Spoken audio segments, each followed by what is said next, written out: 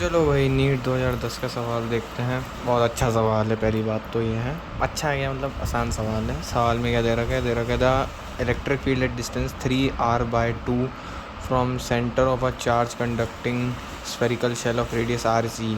The electric field at distance r/2 from the centre of the sphere is. तो क्या दे रहा है सवाल में सवाल में क्या दे रखा है, देखो भाई बोल रहा है कि भाई एक प्यारा सा स्फेयर है हमारे पास, और ये स्फेयर कैसा है, कंडक्टिंग है। कैसा स्फेयर है, कंडक्टिंग। अब अगर तुमने स्फेयर के बारे में पढ़ा होगा, स्फेयर की जब तुम डेरिवेशन करते होंगे तो तुमने देखा होगा स्फेयर जो होता है ना, दो तरीके के होते हैं। मैं पहले वाली वीडियोस में ही बता चुका हूँ जब मैंने क्वेश्चन सॉल्व करवाए थे। तो स्फेयर दो तरीके के होते हैं, एक तो हॉलो होते हैं मतलब खोखले, एक होते हैं सॉलिड। हॉलो में भी दो कंडीशन होती है, एक होती है अपन की हॉलो कंडक्टिंग होते हैं, और एक होते हैं हॉलो नॉन कंडक्टिंग। ठीक है भाई, हाँ। और सॉलिड में भी दो ही चीज़ें होती है, एक होती है सॉलिड कंडक्टिंग और एक सॉलिड नॉन कंडक्टिंग। ठीक है, अब देखो बोल रहा है कि भाई यार जो है ना अपन का ये जो स्फेयर है ना कंडक्टिंग है स्फेयर है ना, हाँ। तो भाई और मुझे बोल रहा है कि भाई ये जो कंडक्टिंग स्फेरिकल शेल, देखो तुम्हारे को कभी भी दे रखा है, देखो सबसे पहली चीज़ तो ये चीज़ दे रखी है अपन को, कंडक्टिंग स्फेरिकल शेल। क्या शब्द क्या दे रखा है अपन को, एक शब्द दे रखा है वो है कंडक्टिंग। देखो क्वेश्चन को समझोगे ना सारे सवाल सॉल्व कर लोगे। ठीक है, फिज़िक्स जो है ना वो आसान तभी बनती है जब अपन, देखो थ्योरी पढ़ लोगे वो अच्छी बात है, लेकिन उसको अप्लाई करना यहाँ पर सीखोगे ना। थ्योरी तुमने पढ़ी, अब एक शब्द लिखा पड़ा है, ये इस शब्द को समझ जाओ पूरा सवाल सॉल्व हो जाएगा तुम्हारा। बोल रहा है कि कंडक्टिंग स्फेरिकल शेल है और ये चार्ज है, कैसा है, चार्ज्ड। ठीक है, अब देखो कंडक्टिंग, ठीक है भाई कंडक्टिंग है, स्फेरिकल स्फेयर और शेल है। शेल का मतलब होता है खोखला, अभी बोल रहे शेल है तो खोखला मानते हैं चलो। तो ठीक है, ये अब एक चीज़ याद रखना, ये जो हॉलो कंडक्टिंग होता है, हॉलो नॉन कंडक्टिंग होता है और सॉलिड कंडक्टिंग होता है, इन तीनों केसेस के अंदर जो चार्ज होता है ना अपना, वो है ना सरफेस पर आ जाता है, और इस केस में इसके वॉल्यूम में आता है जो अपन को मतलब नहीं है। अब तो मुझे बोला हॉलो कंडक्टिंग वाली कंडीशन है, अगर तुम्हारे को सिर्फ कंडक्टिंग भी लिख कर दे देना तो भी तुम पहचान जाओगे कि भाई ये वाला केस है। क्यों? क्योंकि नॉन कंडक्टिंग में सिर्फ नॉन कंडक्टिंग में वॉल्यूम में आता है, लेकिन अगर तुम्हारे को कंडक्टिंग बोल दे, ठीक है हाँ, तो तुम हमेशा याद रखना सरफेस पे रखोगे। कंडक्टिंग बोल दे या हॉलो नॉन कंडक्टिंग बोल दे, ऐसे तो अलग अलग केस बन सकते हैं। क्या केस बन सकते हैं, जैसे कि यार तुम्हारे को बोल दे कि कंडक्टिंग स्फीयर है, उस पर चार्ज डिस्ट्रीब्यूटेड है, तो तुम क्या करोगे भैया यार अब चार्ज में कहाँ पर बनाओ, वॉल्यूम के अंदर बनाओ या सरफेस पर बनाओ, दो चीज़ें बन सकती है हाँ। तो तुम बोलोगे कि यार कंडक्टिंग है।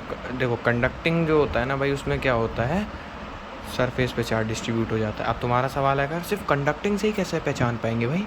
देखो अगर ये वाला जो केस है ना, नॉन कंडक्टिंग सॉलिड, हाँ नॉन कंडक्टिंग सॉलिड में वॉल्यूम में आ जाता है चार्ज, कहाँ पर आ जाता है, वॉल्यूम। तो अगर तुम्हारे को नॉन कंडक्टिंग लिख कर देता है ना, तो तुम्हारे को स्पेसिफाई करेगा वो क्वेश्चन में कि सॉलिड है या हॉलो है ना। अगर सॉलिड होता है नॉन कंडक्टिंग में तो तुम है ना चार्ज वॉल्यूम में बना देना अंदर अंदर, लेकिन सिर्फ कंडक्टिंग बोल रहा है तो चाहे हॉलो लिखे ना लिखे कोई मतलब नहीं है, तुम कंडक्टिंग बोला यहाँ पर चार्ज बना दो कि हाँ भाई चार्ज मेरा सरफेस पर यूनिफॉर्म मतलब डिस्ट्रीब्यूटेड है, सिंपल है अपन के यूनिफॉर्मली डिस्ट्रीब्यूटेड अपने जो कोर्स में है।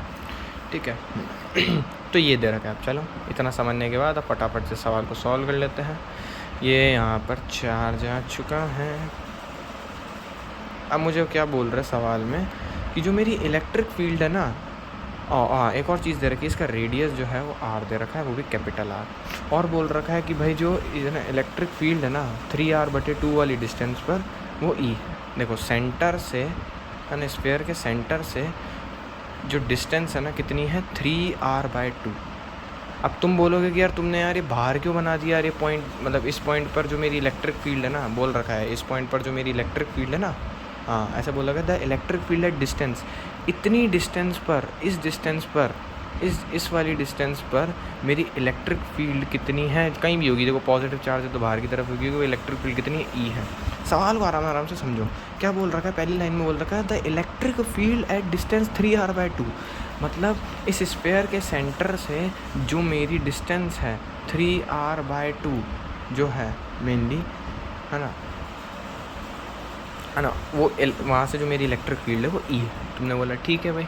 अब तुम बोलोगे यार भारी क्यों बनाया पॉइंट? देखो इसका रेडियस है r, और इसको अगर तुम जब सॉल्व करोगे तो ये क्या बनेगा, 3/2 मतलब 1.5r।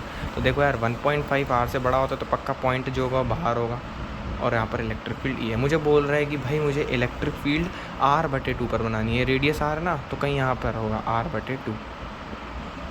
इस मतलब अंदर बतानी मुझे इलेक्ट्रिक फील्ड, ये समझते चलो।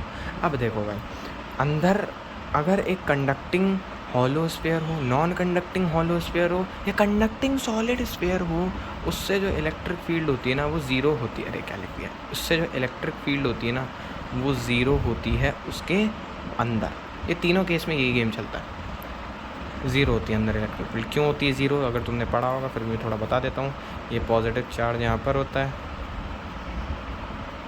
तुम क्या करोगे यहाँ पर बनाओगे अंदर की तरफ गॉसियन सरफेस, ये अगर रेडियस r है और ये r/2 पर है ना, तो तुम क्या करोगे, इस पॉइंट पर इलेक्ट्रिक फील्ड निकालनी है, तो तुम यहाँ पर बनाओगे गॉसियन सरफेस इस पर टच करते हुए। अब थोड़ा ऐसा गोला ढंग से नहीं बना, ठीक है। अब इस गॉसियन सरफेस के अंदर चार्ज ही नहीं है, चार्ज तो कहाँ पर है, सरफेस पर है। इस गॉसियन सरफेस के अंदर चार्ज नहीं है, तो तुम्हारे को एक बात पता है कि भाई, तो गॉस लॉ क्या बोलता था कि नेट फ्लक्स जो होता था ना वो Q inside upon epsilon not होता था। क्या चार्ज है इसके अंदर, मतलब इस गॉसियन सरफेस के अंदर चार्ज। देखो गॉस लॉ बोलता था कि भाई गॉसियन सरफेस के अंदर जो चार्ज होता है ना उसको एप्सिलॉन नॉट से डिवाइड कर दो। क्या बोलता था गॉस लॉ कि द नेट फ्लक्स, है ना, नेट फ्लक्स क्या होता था कि जो चार्ज है ना गॉसियन सरफेस के अंदर, है ना, उसको डिवाइड कर देते थे एप्सिलॉन नॉट से। ही होता था गॉस लॉ, ठीक है। अब देखो Q इनसाइड भाई क्या इसके अंदर कोई चार्ज नहीं, तो यहाँ से फाई इक्वल्स टू 0 आ जाएगा, ये 0 हो जाएगा, और 0 डिवाइडेड बाई एप्सिलॉन नॉट 0 होएगा। मुझे एक और रिलेशन तुम्हारे को पता होगा क्या, कि phi equals to E cos theta, ठीक है। फाई हो गया 0, है ना, E cos थीटा। तो तुम क्या करोगे, इन दोनों को वहाँ भेजोगे, फिर इलेक्ट्रिक फील्ड यहाँ से, इलेक्ट्रिक फील्ड यहाँ से 0 आ जाएगी। मतलब इसके अंदर इलेक्ट्रिक फील्ड कितनी होगी, कहीं भी देख लो इस पॉइंट पर अंदर वैसे ही इलेक्ट्रिक फील्ड 0 होता है, तो तुम कोई सी भी डिस्टेंस पर देख लो, r/2 पर देख लो, ठीक है। अंदर तुम r/ कोई भी देख लो, है ना, मतलब यहाँ पर देख लो, इस पॉइंट हर पॉइंट पर देखोगे ना इलेक्ट्रिक फील्ड कितनी आएगी, 0। तो आंसर इसका ऑप्शन नंबर B हो जाएगा।